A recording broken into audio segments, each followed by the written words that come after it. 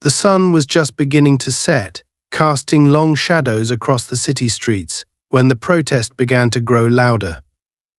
The chants for justice echoed off the brick walls of downtown buildings, filling the air with palpable tension. The protesters, a diverse mix of men and women, young and old, stood united against police brutality, holding signs and banners high. Among them, seemingly blending into the crowd, stood Angela Carter, a tall, striking black woman in her early 40s. She wasn't famous by any local measure, but in certain circles, Angela's name commanded respect. She had spent the last decade of her life leading humanitarian operations overseas, primarily in war-torn regions of Africa and the Middle East. Her work had saved countless lives, but today she stood in the crowd as just another protester, an American citizen demanding justice. Angela wore simple, unassuming clothing, dark jeans and a plain white t-shirt with the words "Justice for All" emblazoned across the front. Her hair, long and naturally curly, was pulled back into a loose bun. She held a sign that read, "No justice, no peace," her face calm but focused.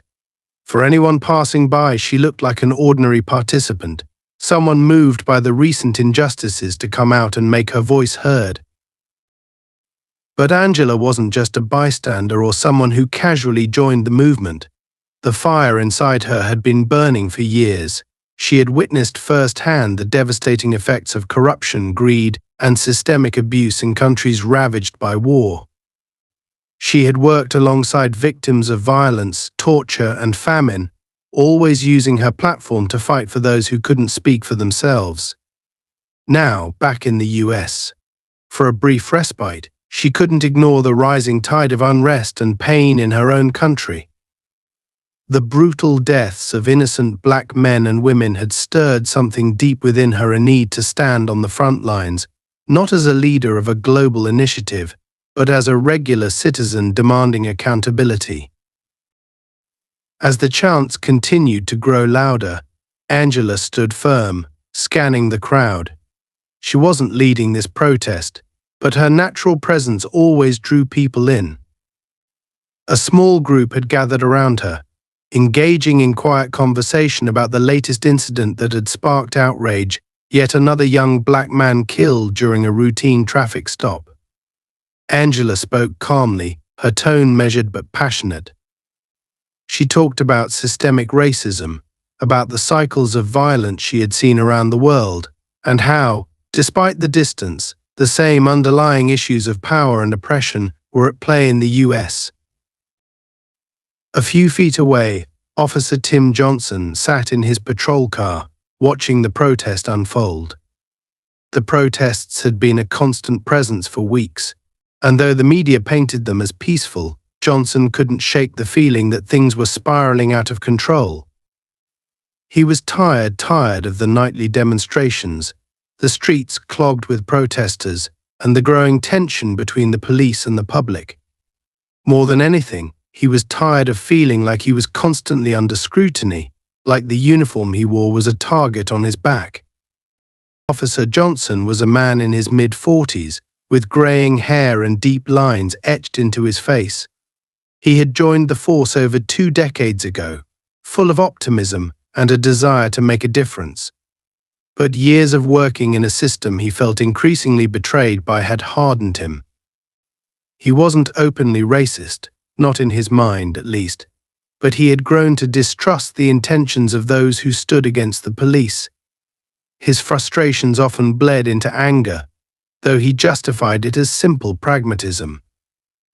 The world, he believed, was becoming too chaotic, and these protests were part of that chaos. Tonight, his attention was drawn to Angela, who stood out to him, even in the large crowd. There was something about her, something that irritated him. It wasn't just her presence at the protest. It was her calm, assured demeanor, the way she spoke to the people around her, like she was in charge, like she knew more than anyone else there. His mind, already clouded by bias and frustration, jumped to conclusions. That one, he muttered under his breath. She's the troublemaker. She's leading this. Without waiting for backup or calling in for orders, Officer Johnson stepped out of his car and began to walk toward Angela. His steps were heavy, deliberate. In his head, he justified what he was about to do. He was keeping the peace. He was maintaining order. These protests had been going on too long, and someone needed to send a message. Angela was going to be that message tonight. As Johnson approached, Angela noticed him but didn't falter. She could feel the shift in the air, the weight of his gaze on her. Years of experience in volatile environments had honed her instincts, and they were telling her that this man was trouble. Still, she stood her ground. She had done nothing wrong, and she wasn't about to let anyone intimidate her into leaving. Hey, Johnson barked as he reached her, his voice cutting through the noise of the protest. You! What are you doing here?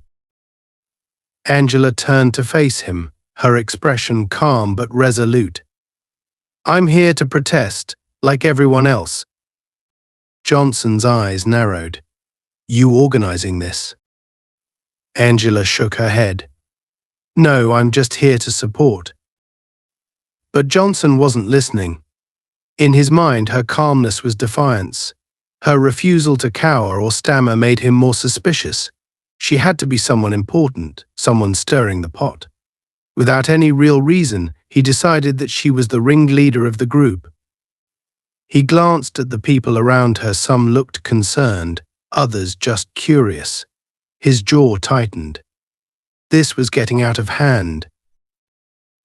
I'm going to need you to leave, he said, his voice low and dangerous.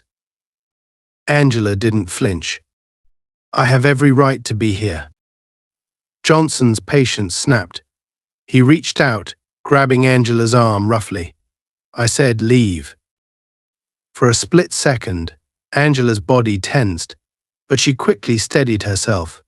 She wasn't a stranger to aggression. She had dealt with warlords and militia leaders far more dangerous than this man. But there was something infuriating about being treated this way in her own country, the country she had worked so hard to protect through her humanitarian efforts abroad. You need to let go of me, Angela said evenly, her voice strong but controlled. Johnson's grip tightened. You think you can just do whatever you want because there's a crowd around? This isn't going to end well for you. Angela's heart began to race, not out of fear, but out of anger. This was wrong, and she knew it. She wasn't a criminal, wasn't a threat, but Johnson was treating her like she was dangerous. The crowd around them began to shift uncomfortably, sensing the rising tension between the officer and the protester. Some people started to step back, while others looked ready to intervene. But Angela remained calm, her eyes never leaving Johnson's. I'm not going anywhere, she said firmly. Johnson's face reddened, and before Angela could react, he roughly twisted her arm behind her back, pushing her forward toward the squad car. The suddenness of the movement sent a jolt of pain through her shoulder, but she didn't cry out. She could feel the anger bubbling up inside her, but she fought to keep it under control. She knew this man didn't understand who she was or what she had done in the world.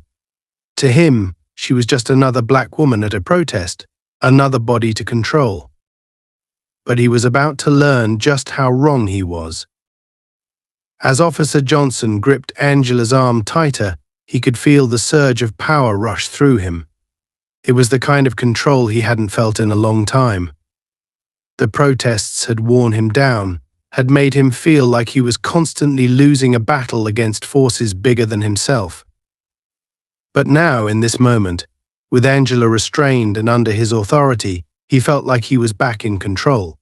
He dragged her toward the squad car, fully intending to place her in handcuffs and haul her down to the station. She was defiant, too calm, and that alone was enough to convince him that she was someone important, someone who needed to be made an example of. Angela, on the other hand, was keeping her composure through sheer willpower. Her shoulder throbbed from Johnson's rough grip, but she refused to give him the satisfaction of seeing her in pain. This wasn't the first time she had been restrained by force, though it was the first time it had happened in her own country. She had expected hostility in foreign war zones, not here, not at a peaceful protest. But there was no time to think about the larger implications right now. Her focus was on staying calm and thinking her way out of the situation. Johnson pushed her toward the squad car, his grip still firm on her arm. He pulled out his radio with his free hand, barking into it. Got a suspect, sending her down to the station for questioning. Need backup at 5th and Main. The crowd had started to gather around, but Johnson didn't pay them any mind. He was used to being watched, used to having eyes on him while he handled suspects. What he wasn't used to was the subtle silence that began to spread as Angela's arrest unfolded. There were no loud protests from the crowd, no cries of outrage or people filming him with their phones. Instead, there was a quiet murmur, a tension that hung in the air, as if everyone was holding their breath, waiting to see what would happen next. Angela stood beside the squad car, her arms still twisted behind her back, but her eyes remained fixed on Johnson. "You're making a mistake," she said, her voice low but steady. Johnson smirked. "Oh yeah? And what's that?" "You don't know who I am," she replied. "And you don't understand what you're doing." Her words were measured, calculated. There was no pleading in her voice, no attempt to reason with him in a way that would make her seem weaker or more vulnerable.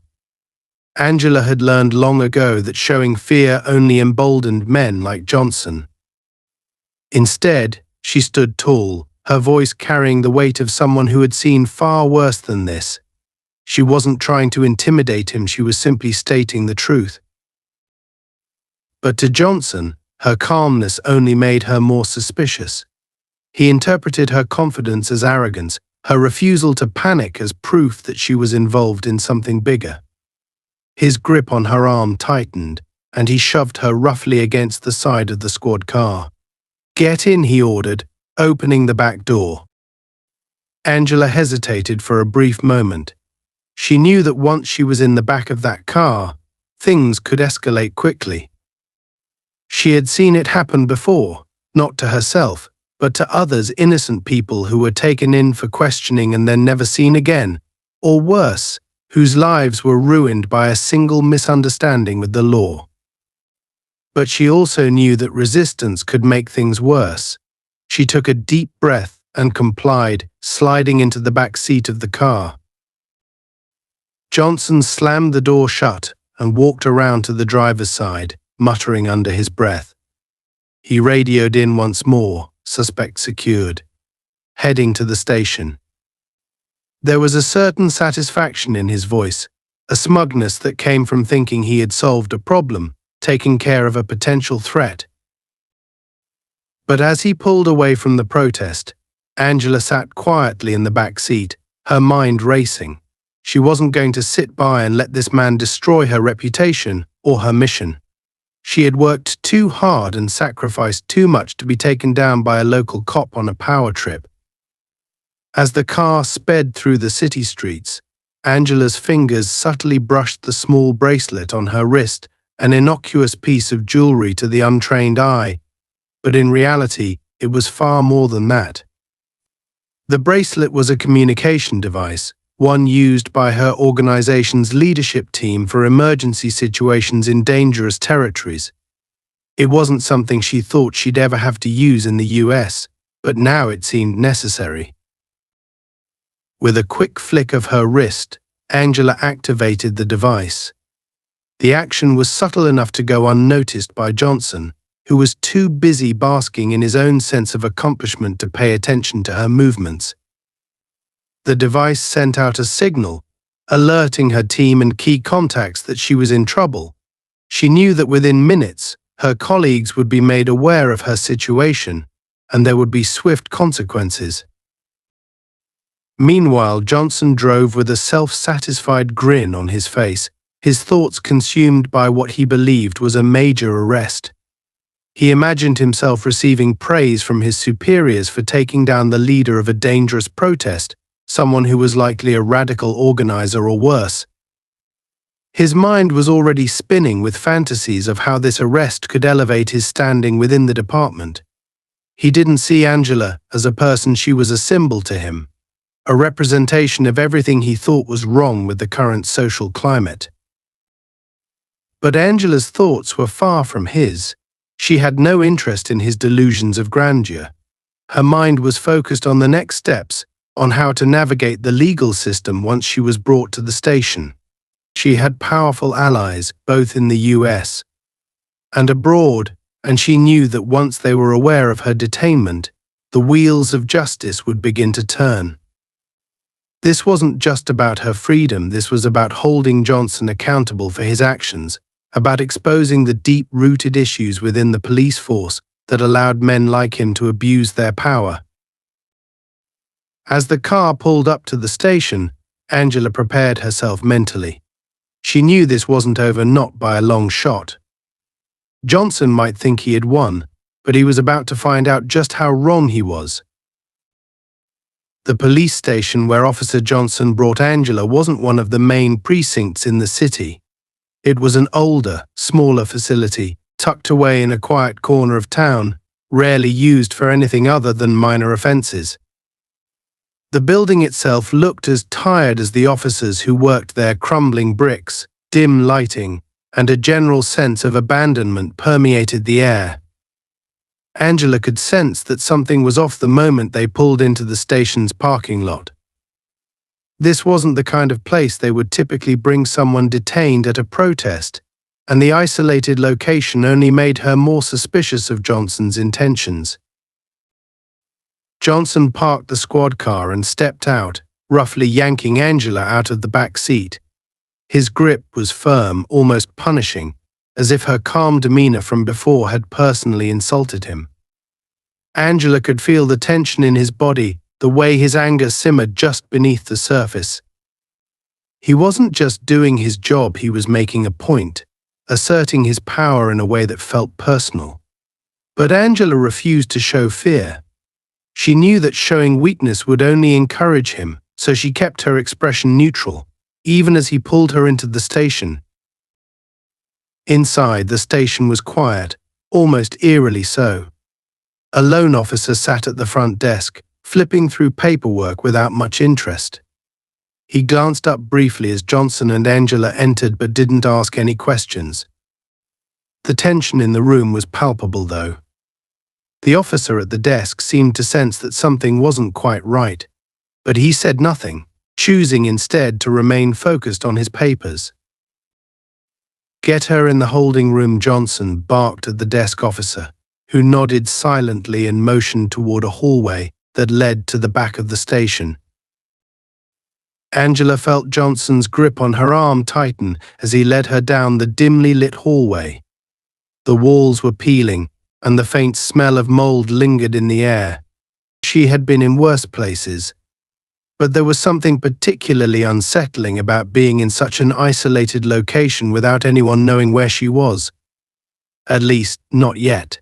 She reminded herself that the signal she had sent earlier would reach her team soon, if it hadn't already. For now, she had to remain calm and focused, despite the uneasy feeling creeping up her spine. Johnson led her into a small holding room, bare except for a metal bench and a flickering overhead light.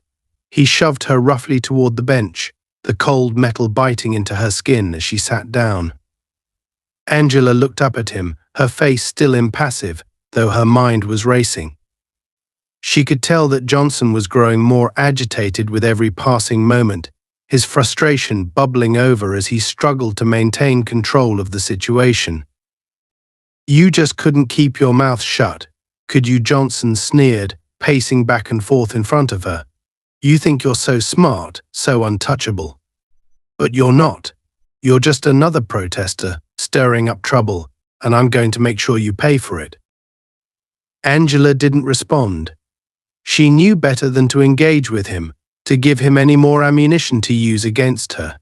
Instead, she focused on her breathing, keeping her thoughts clear. Johnson was looking for a reaction, and she wasn't going to give him one. "Who do you think you are?" Johnson continued, his voice growing louder. "You walk around like you own the place, like the rules don't apply to you. You people think you can just take over the streets, disrespecting authority, disrespecting the law. Well, not today, not on my watch." Angela could feel the weight of his words, the venom behind them, but she didn't flinch. She had heard it all before: the thinly veiled racism, the anger, the need to dominate. It wasn't new to her, but it was still exhausting. How many times had she stood in front of men like him, men who saw her not as a person, but as a symbol of everything they feared and hated? Too many times to count. "You're making a mistake," Angela said finally, her voice calm and measured. "I'm not who you think I am." Johnson stopped pacing and turned to face her, a smirk spreading across his face. "Oh, I know exactly who you are. You're just another criminal. You think because you can speak calmly and dress nicely, that makes you different? That makes you special. It doesn't. You're going to rot in this cell, just like the rest of them." Angela held his gaze, her eyes unwavering. "You're wrong." Johnson let out a sharp laugh, shaking his head. "We'll see about that." He stepped closer to her, his hand resting on his belt as he loomed over her. "You're not going anywhere until I say so. You're not going to make any calls. You're not going to get a lawyer. You're mine now. And by the time I'm done with you, you'll wish you had never shown up at that protest." Angela's stomach tightened, but she didn't let it show. She knew that this situation could escalate quickly, and she had to be smart about how she handled it. She wasn't afraid of Johnson, but she understood the danger he posed. Men like him, with unchecked authority and simmering anger, were the most dangerous kind. At that moment, the door to the holding room creaked open, and another officer stepped in.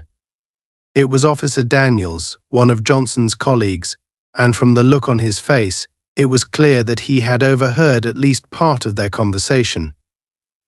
Daniels was younger, maybe in his early 30s, with a more cautious demeanor than Johnson.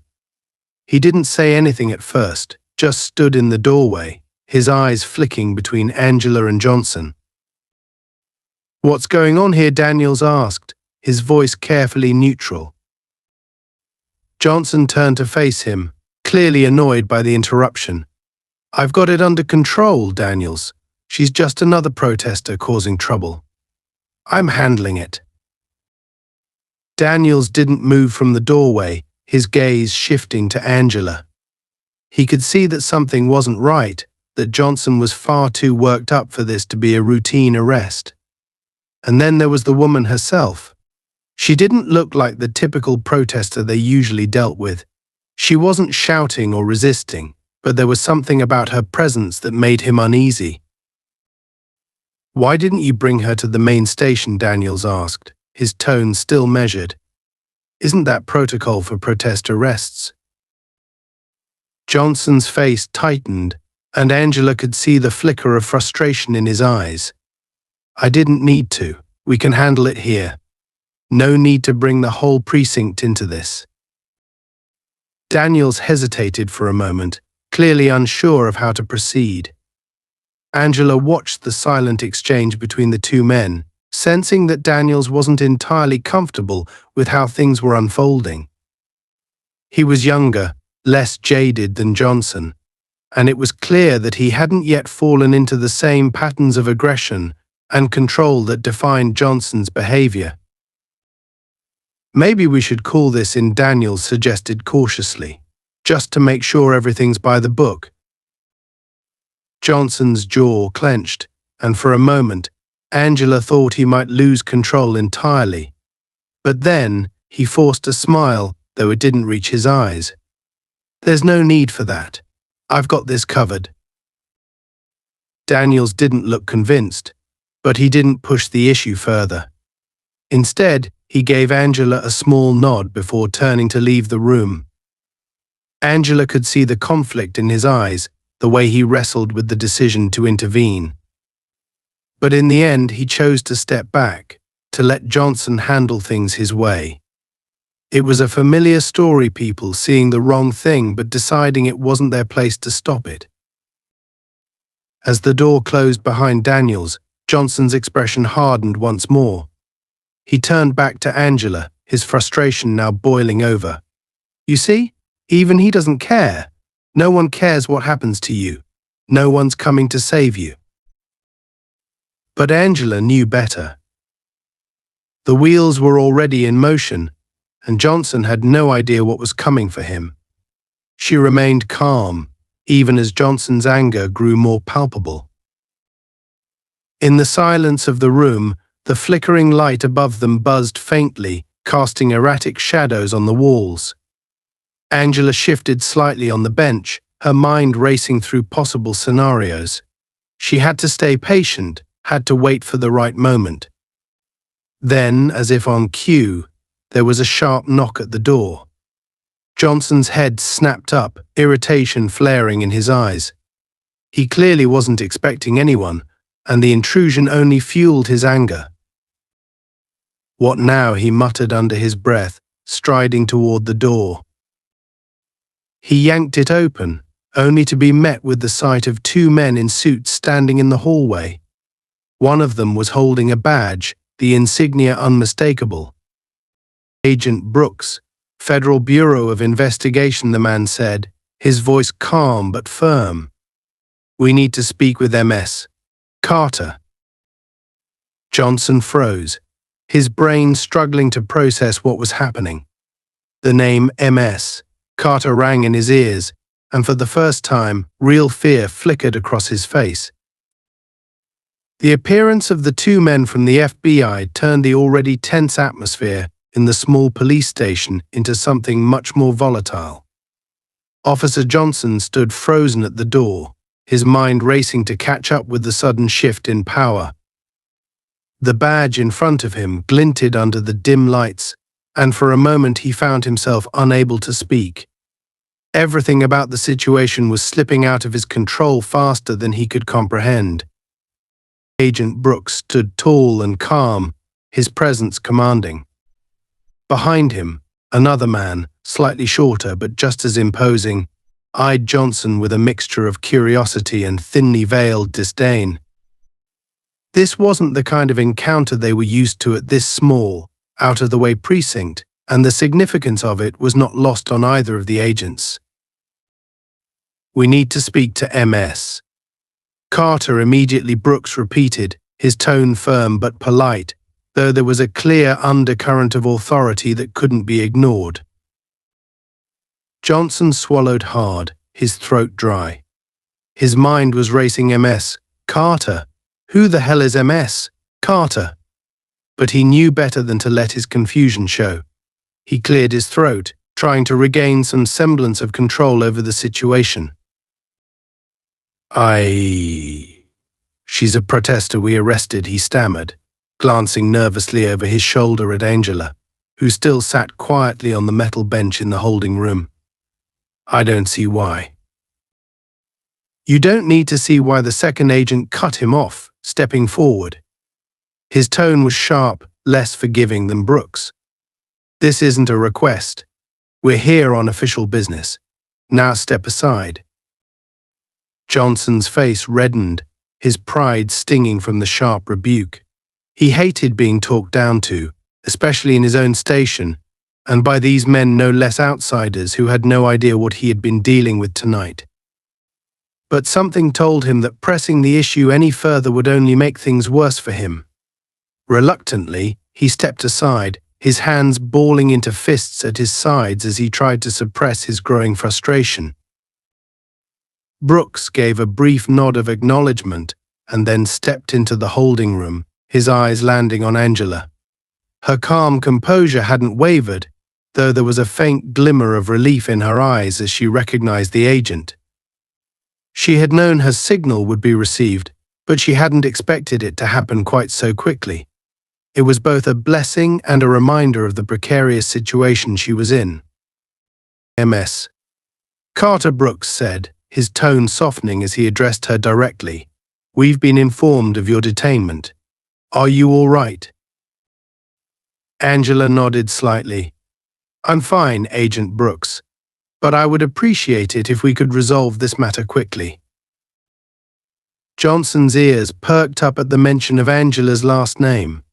Carter, he knew that name. Everyone in law enforcement knew it. The realization hit him like a freight train, his mind piecing together what he should have recognized from the start. Angela Carter wasn't just some protester. She wasn't just a regular citizen with a sign. She was one of the most respected humanitarian leaders in the world, responsible for overseeing major operations in some of the most dangerous regions on the planet. Suddenly, everything made sense. The FBI agents, the calm way she had handled herself throughout the entire ordeal, this wasn't a woman who could be bullied or intimidated. This was a woman with real power, and he had been too blind to see it. Johnson's stomach dropped, a cold sweat breaking out across his skin. He had made a colossal mistake, the kind of mistake that could ruin his career, maybe even his life. Panic began to set in, though he struggled to maintain his outward composure. He needed to find a way to fix this before it spiraled even further out of his control. Agent Brooks turned to Johnson, his expression neutral, but with a hint of reproach. "Officer, Ms. Carter is under our protection. She's a high-profile figure, involved in critical international operations. Her detainment here is not only a violation of protocol, but a serious misstep on your part." Johnson opened his mouth to protest, but no words came out. What could he say? That he had thought she was just another protester? That he had been too consumed by his own biases to realize who he was dealing with? He clenched his jaw, his mind racing for an excuse, anything that could lessen the severity of his actions. "I didn't know," Johnson finally muttered, his voice barely above a whisper. Brooks didn't miss a beat. That much is clear.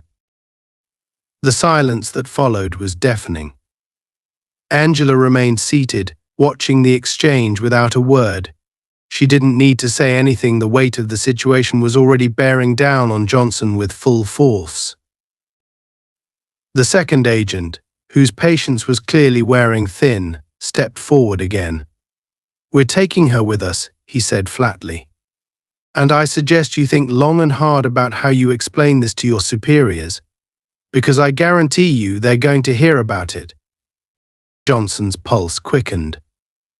The thought of what would happen when this got out, when his superiors found out that he had detained Angela Carter, made his chest tighten with anxiety. There was no way to undo what had already been done, and the consequences were coming, whether he liked it or not. Brooks turned his attention back to Angela. "Ms. Carter will be escorting you to a secure location. You're free to contact your team and ensure that everything is in place for your safety." Angela rose from the bench, her movements measured and calm. "Thank you," she said simply, her voice steady. She glanced briefly at Johnson, her expression unreadable, before turning her attention back to the agents. "Let's get out of here." Without another word, Brooks led her out of the holding room, his partner following closely behind. Johnson stood frozen in place, his mind reeling from the events that had just unfolded. The door closed behind them with a soft click, and for a moment Johnson was left alone in the oppressive silence of the small room. But that silence didn't last long. Within minutes, the front door of the station burst open, and Officer Daniels came rushing in, his face pale and his eyes wide with panic. He had just gotten off the phone with their superior, who had been alerted to the situation by none other than the FBI. Daniels had barely understood the conversation, but one thing was crystal clear: this was bad. Really bad. Johnson Daniels gasped, struggling to catch his breath. You need to hear this. The FBI, our boss, just called. They know everything. He paused, his face tightening with fear. You really screwed up this time. Johnson's face flushed with anger and embarrassment. He didn't need Daniels to tell him how badly he had messed up. He already knew. But hearing it confirmed, hearing that the chain of command had been alerted, sent a fresh wave of panic through his system. There was no salvaging this. His career, his reputation, it was all hanging by a thread. I know, Johnson snapped, his frustration bubbling over. I know I screwed up. Daniels ran a hand through his hair, pacing back and forth in the small space. They're talking about launching an internal investigation. This could get serious, Tim. Real serious. Johnson's mind raced as he tried to think of a way out of this mess. His options were limited, and none of them seemed good. He had always been able to rely on his instincts before, but this time those same instincts had led him straight into disaster. How the hell was I supposed to know who she was? Johnson muttered under his breath, though even he knew that wasn't an excuse. She didn't say anything. She didn't tell me who she was. Daniels stopped pacing, fixing Johnson with a hard look. Does it matter? You shouldn't have dragged her down here in the first place. The protest was peaceful, Tim. You overreacted. The weight of Daniels' words hit Johnson like a punch to the gut. He had overreacted. He had let his anger, his frustrations, and his prejudices cloud his judgment, and now he was paying the price. There was no one to blame but himself. The front door creaked open again, and this time it was their captain who walked in, his face a mask of barely contained fury.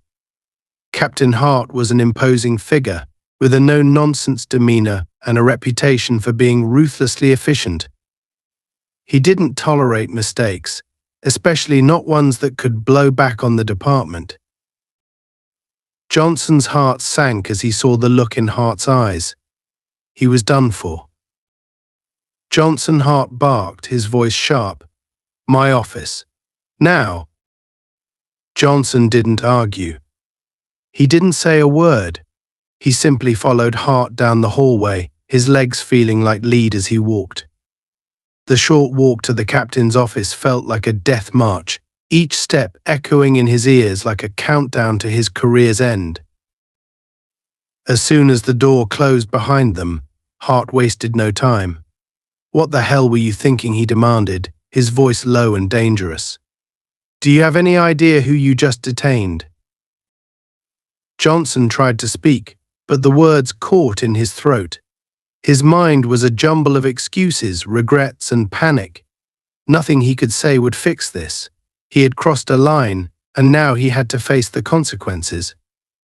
Hart's glare could have burned a hole through steel. You're on suspension. Effective immediately, he said coldly.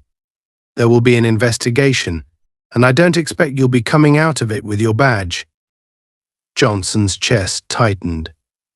But, Captain. I don't want to hear it, Hart snapped, cutting him off. You've caused enough damage for one night. Get out of my office. Johnson stood there for a moment, his mind still reeling. His career, his future, it was all slipping away, and there was nothing he could do to stop it.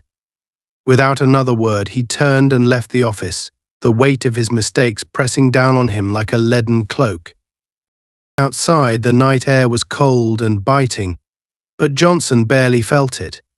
His mind was numb, his thoughts spiraling into a void of regret and self-loathing. There was no escaping what was coming. The investigation would tear apart everything he had built, and there was no going back.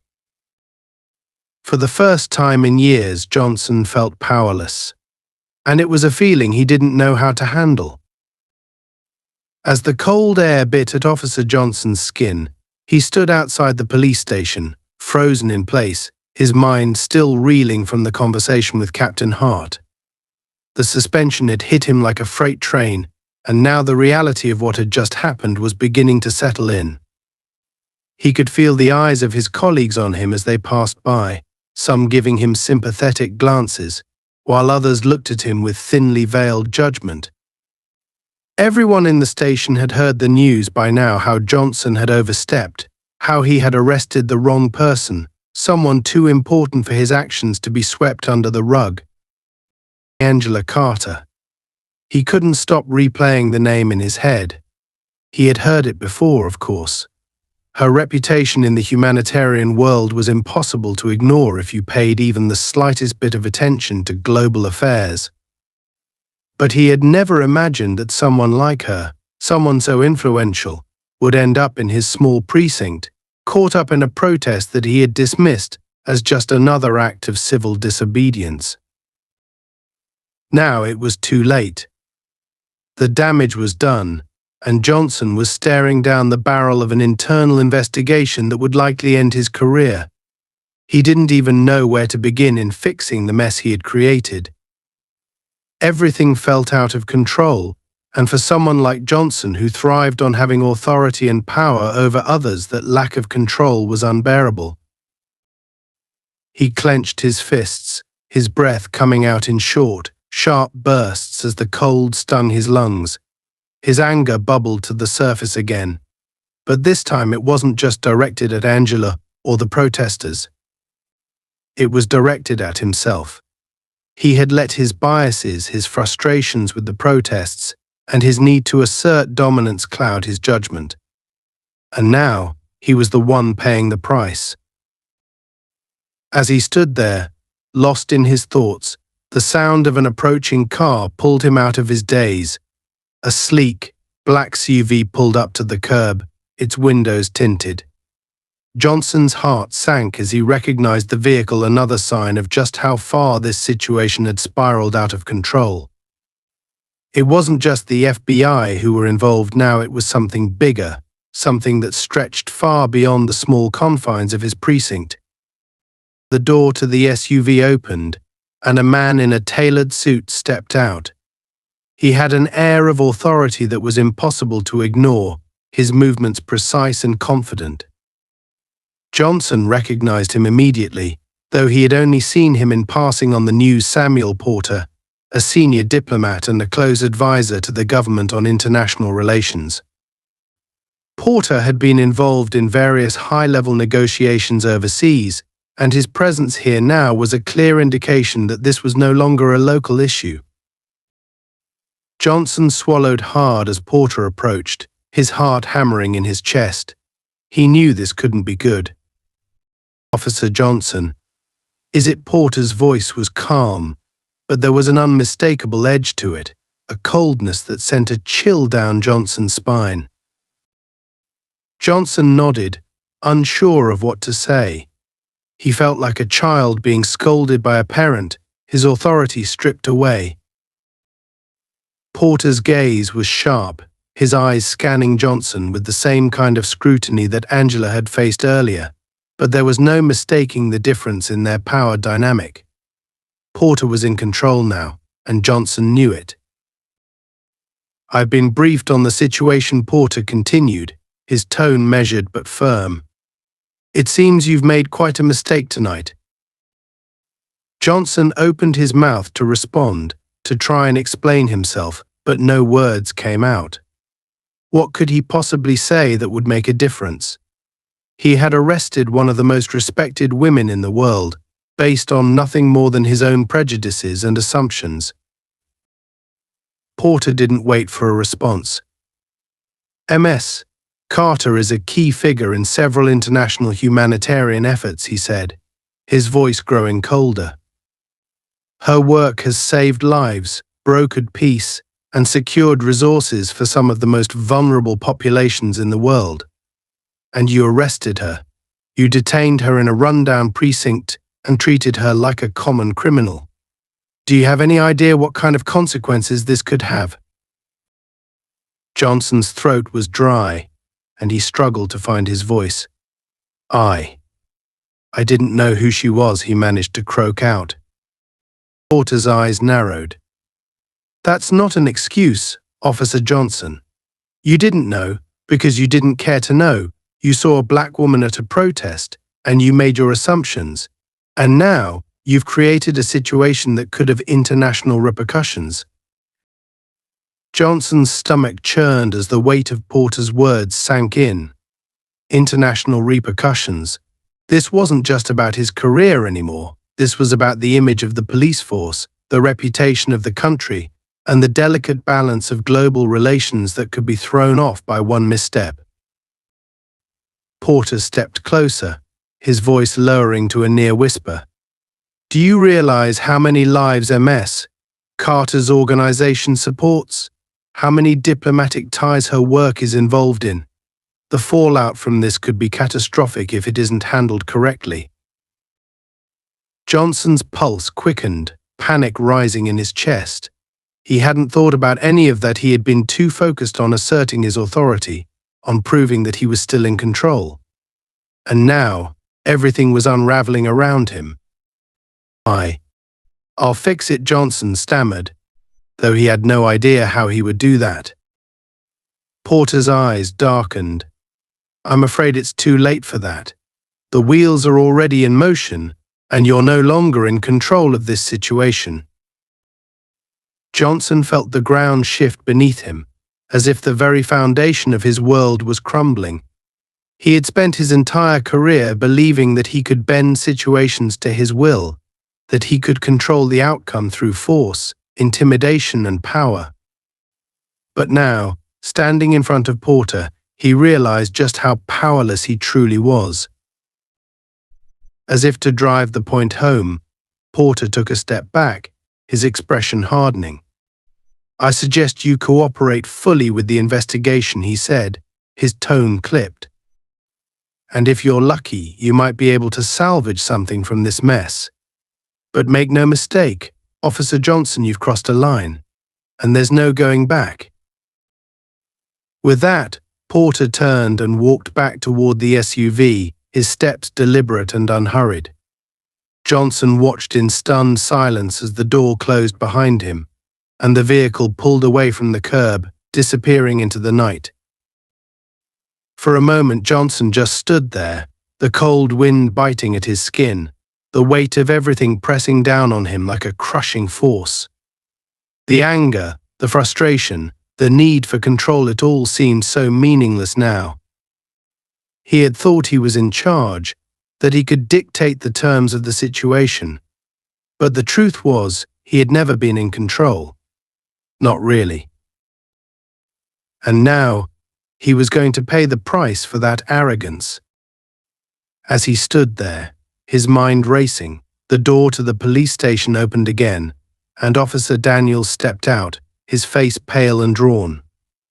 He had clearly heard about Porter's visit, and the look in his eyes told Johnson everything he needed to know. There was no fixing this. Tim Daniels said softly, his voice filled with a mixture of sympathy and dread. The captain wants to see you again. Johnson's heart sank even further. Another meeting with Captain Hart. Another round of scolding, of being reminded of just how badly he had screwed up. He didn't know if he could take it, but he had no choice. He had to face the consequences of his actions, no matter how painful they were. With a heavy sigh, Johnson nodded and followed Daniels back into the station. The walk to Hart's office felt even longer this time, the walls of the station closing in on him with every step. By the time they reached the door, Johnson's legs felt like lead, and his chest was tight with anxiety. Daniels knocked softly on the door, and Hart's gruff voice called out from the other side. Come in. Johnson swallowed hard and stepped inside, his eyes immediately meeting Hart's cold, hard stare. The captain was seated behind his desk, his hands folded in front of him, and the look on his face made it clear that he was in no mood for excuses. Sit down, Hart said, his voice low and menacing. Johnson did as he was told, sinking into the chair across from Hart's desk. The silence in the room was suffocating, the air thick with tension. Hart didn't speak right away, just stared at Johnson for what felt like an eternity, his expression unreadable. Finally, after what seemed like hours, he leaned forward, his eyes narrowing. "Do you have any idea what kind of firestorm you've started?" Hart asked, his voice dangerously calm. Johnson shifted uncomfortably in his seat, his hands clenched into fists in his lap. "Captain, I didn't..." "You didn't think?" Hart interrupted, his voice rising. "That's the problem, Johnson. You didn't think. You saw an opportunity to throw your weight around, to flex your authority, and you didn't stop to consider the consequences." Johnson opened his mouth to protest, but Hart cut him off again. "I've been on the phone with the higher-ups for the past hour," Hart continued, his voice shaking with barely contained rage. "They're furious. The mayor is involved, the governor is involved, and now, thanks to you, this precinct is under a microscope." Johnson's stomach twisted with anxiety. He had never seen Hart this angry before, and the knowledge that his actions had reached the highest levels of government sent a fresh wave of panic through him. "I'm sorry," Johnson muttered, though he knew the words were meaningless. Hart's eyes flashed with anger. "Sorry? Do you think that's going to fix this?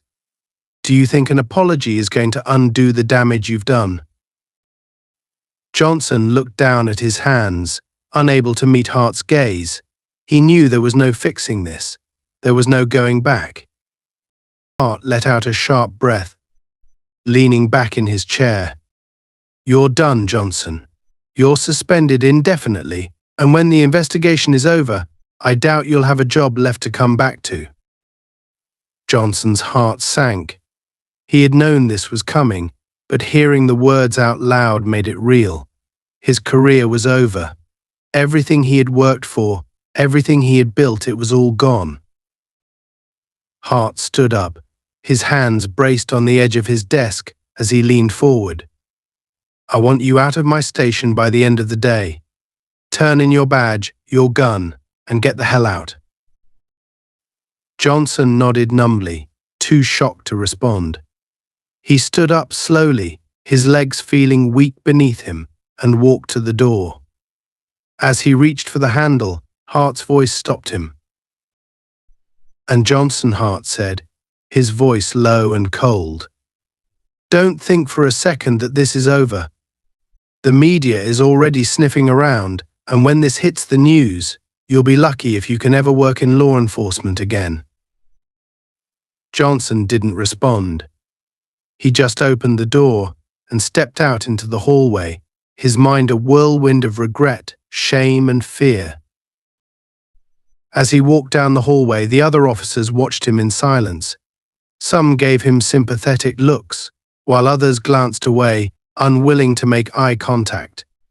Johnson felt like he was walking through a tunnel of judgment, each step heavier than the last. By the time he reached his locker, his hands were shaking. He fumbled with the key, his vision blurring with unshed tears of frustration and anger. He had thought he was in control. He had thought he could handle anything. But now, as he packed away his uniform, his badge, his gun, he realized just how wrong he had been. For the first time in his life, Tim Johnson felt truly powerless. And it was a feeling he didn't know how to live with. The weight of his gun and badge, now sitting on Captain Hart's desk, felt like a permanent loss to Johnson. Stripped of his authority, he walked through the dimly lit hallways of the station that had once been his second home. The gazes of his fellow officers burned into him, their silence louder than any words could have been.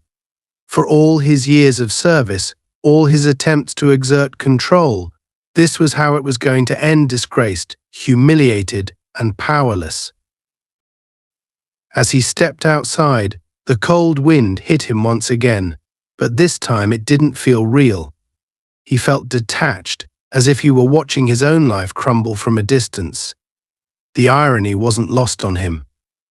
He had spent his entire career believing that he was enforcing order, protecting the public, but in reality he had become the embodiment of everything wrong with the system. His downfall was no accident, it was inevitable. Johnson stood on the steps of the station, his mind racing. What now? Where could he go? How could he even begin to rebuild his life when his reputation was in ruins? The thought of trying to explain himself to his family, to his few remaining friends, sent a wave of nausea through him. He didn't have any answers. As he stared out at the street, his thoughts were interrupted by the sleek black SUV pulling up again, the same one that had brought Samuel Porter earlier. His stomach knotted with dread as the door opened, and this time it wasn't just Porter who stepped out. Angela Carter emerged from the back seat, her calm demeanor completely intact, her face as unreadable as ever. She hadn't come alone. A man in a sharp suit followed her, another figure of authority, one that Johnson recognized immediately. It was Robert Fisk, a well-known attorney and human rights advocate who had taken on high-profile cases across the nation. His involvement only made Johnson's sense of dread deepen. Angela walked toward Johnson with slow, deliberate steps. She was no longer the silent woman he had tried to control in the protest. She was the embodiment of calm strength, a force that he hadn't understood before but now could no longer ignore. Fisk followed closely behind her, his gaze locked on Johnson with an intensity that left no room for misinterpretation.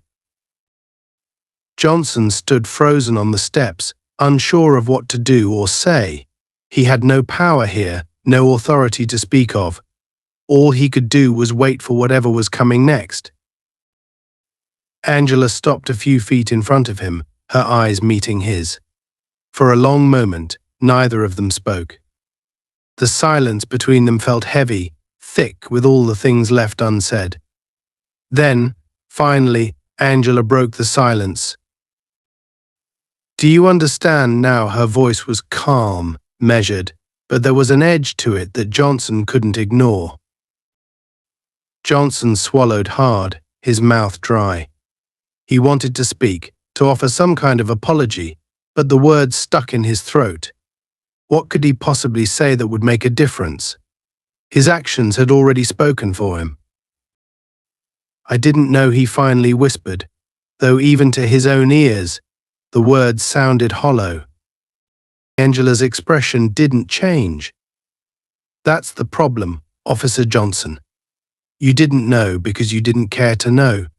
You didn't care about who I was, about what I was doing, or why I was there. You saw what you wanted to see." Her words cut deep, sharper than any reprimand from Captain Hart could have. Johnson wanted to look away, but he couldn't. He was trapped by the truth of her words, by the cold, hard reality that he had been blind to for so long. "You had the power to do something good," Angela continued, her voice steady, "to protect people, to serve your community, but instead, you chose to assert your authority over someone you didn't even bother to understand." Johnson's breath hitched in his chest. He had always prided himself on being a protector, a defender of the law, but hearing Angela say it so plainly that he had chosen power over responsibility made it impossible for him to deny the truth any longer. "I didn't mean for any of this to happen," he said quietly, his voice barely above a whisper. I thought I was doing the right thing." Angela's gaze softened slightly, but only slightly. "The right thing," she repeated, her voice tinged with disbelief. "The right thing would have been to treat me like a human being, not like a threat, not like someone who needed to be controlled." Johnson had no response to that. How could he argue with her when she was right? He had failed, not just in his duty as a police officer, but as a person. The realization hit him like a blow to the chest, leaving him breathless and broken. Fisk, who had remained silent until now, stepped forward, his voice low but commanding. "Officer Johnson, what you did was not just a mistake. It was a violation of everything this badge is supposed to stand for, and there will be consequences. Johnson's heart sank even further. Of course there would be consequences, there had to be. But hearing it out loud, knowing that this wasn't just about losing his job, it was about facing real, tangible repercussions, made it all the more terrifying. "I understand," Johnson said, his voice shaking slightly. "I'll face whatever comes." Fisk's eyes narrowed slightly, but he nodded. "You'll have your day in court, and you'll have to answer for what you did, not just to MS Carter, but to everyone you failed in your position." Angela remained silent, her gaze never leaving Johnson's. There was no anger in her eyes, no hatred, only a deep, profound disappointment that weighed on him like a stone. Johnson felt the tears prick at the corners of his eyes, but he blinked them away, determined not to break down in front of her. He didn't deserve her forgiveness. He didn't deserve anything but the punishment that was coming his way. "MS Carter," Fisk said, turning to Angela. "Is there anything else you'd like to say?" Angela was quiet for a moment, her eyes still locked on Johnson. Then, slowly, she shook her head. "No," she said softly. "I've said everything that needs to be said." Fisk nodded and motioned for Angela to follow him back to the SUV. She hesitated for a brief moment, her gaze lingering on Johnson for just a second longer. Then, without another word, she turned and walked away, leaving him standing alone on the steps of the station. As the SUV drove off into the night, Johnson felt the weight of everything come crashing down on him. He had lost everything: his job, his reputation, his sense of self. And now he would have to live with the consequences of his actions, knowing that he had no one to blame but himself. For the first time in his life, Tim Johnson was truly powerless, and he didn't know if he could ever recover from that. The station was quiet as Tim Johnson sat alone on the steps, his head in his hands, the events of the last few hours replaying over and over in his mind. The cold, biting air seemed to seep into his very bones, but he barely noticed it. His world had come crashing down, and now he was left to pick up the pieces, if there were any pieces left to pick up. He had spent his entire career believing in the system, trusting that his authority as an officer gave him the right to enforce the law however he saw fit. But tonight had shattered that illusion. Everything he thought he knew about power, control, and justice had been turned upside down, and he had no idea how to move forward. The image of Angela Carter, standing calmly before him, her words cutting deeper than any punishment he could have imagined, haunted him. Inside the station, the lights had begun to dim as the night shift settled in, but Johnson couldn't bring himself to go back inside. He had turned in his badge, his gun, everything that had once defined him as an officer of the law. But what was he now? Without the uniform, without the authority that came with it, he felt like a ghost, a man stripped of all purpose. The sound of footsteps approached from behind, and Johnson looked up to see Officer Daniels walking toward him. Daniels had been silent during the earlier confrontation, watching from a distance as Johnson's life unraveled before him. Now, he stood awkwardly a few feet away, unsure of what to say. "You all right?" Tim Daniels asked hesitantly. Johnson let out a bitter laugh, shaking his head. "Do I look all right to you?" Daniels winced at the harshness in Johnson's voice, but he didn't leave. Instead, he stepped closer, his hands shoved into the pockets of his uniform jacket. "Look, I don't know what to say. I mean, this whole thing, it's messed up, but maybe it's not too late to fix it." Johnson glanced up at Daniels, his eyes filled with a mixture of disbelief and exhaustion. "Fix it," he repeated, his voice flat. "How am I supposed to fix this? My career's over. Hell, My life's over. I'm done. Daniels shifted uncomfortably, glancing around the empty street. I don't know, Tim. Maybe. Maybe it's not about fixing things. Maybe it's about facing what you've done and finding a way to live with it. Johnson let the words sink in, though he wasn't sure he had the strength to process them. Could he live with what he'd done? Could he find a way to accept the choices he'd made, the damage he'd caused, and the person he had become? I thought I was doing the right thing, Johnson muttered, more to himself than to Daniels. I thought I was keeping people safe, but I was just protecting my own power.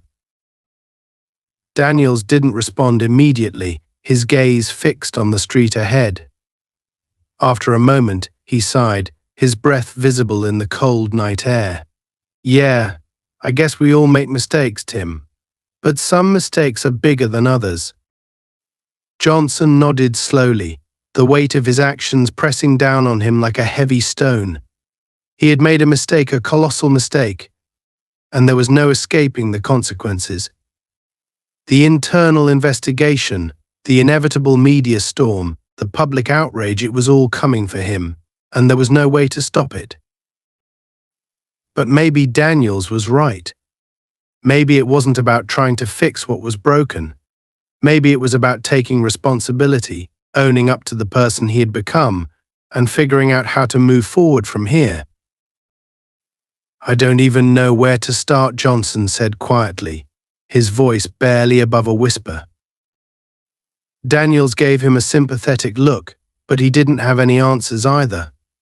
I don't think any of us do. But you've got to face it, Tim. That's the first step. Johnson let out a long, slow breath, nodding. He wasn't ready to face it yet, not fully. But he knew that day would come soon enough. The investigation would drag everything into the light, and there would be no hiding from the truth. After a long silence, Daniels patted Johnson on the shoulder and walked back inside the station, leaving him alone once again on the cold steps. Johnson stared out into the darkness, the city quiet now, the sounds of the protest long since faded. For the first time in years, he wasn't Officer Johnson. He was just Tim, an ordinary man, stripped of his uniform, his authority, and his illusions of power. And in that moment he realized that this was only the beginning of a long journey, one that would force him to confront not only the mistakes he had made, but the system that had enabled him to make them. The sound of a car pulling up caught his attention, and Johnson looked up to see his wife's car idling at the curb. She had come to pick him up, as he had asked earlier, but now he wasn't sure if he was ready to face her. How could he explain everything that had happened? How could he make her understand what he had done? With a deep breath, Johnson stood and made his way to the car. His wife, Lisa, sat in the driver's seat, her face a mixture of concern and confusion.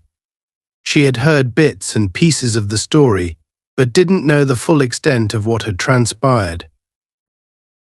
As Johnson opened the door and slid into the passenger seat, Lisa looked at him, her eyes searching his face for answers. Tim, what happened? Johnson stared straight ahead, unable to meet her gaze. I screwed up, Lisa. I screwed up bad. Lisa didn't say anything for a moment, her hands gripping the steering wheel tightly. Is it over? She asked quietly. Johnson shook his head, his voice barely audible. No, it's just beginning. Lisa reached over and took his hand, squeezing it tightly. We'll get through this. Whatever happens, we'll get through it. Johnson nodded, though he wasn't sure he believed her. There was a long road ahead, and it was filled with uncertainty, pain, and consequences that he couldn't yet fully comprehend. But for now, at least, he wasn't alone. As they drove away from the station, Johnson stared out the window, his mind still racing. He didn't know what the future held, but one thing was clear: the man he had been was gone. And whatever came next, he would have to face it not as a police officer, but as a man stripped of everything he had once believed in.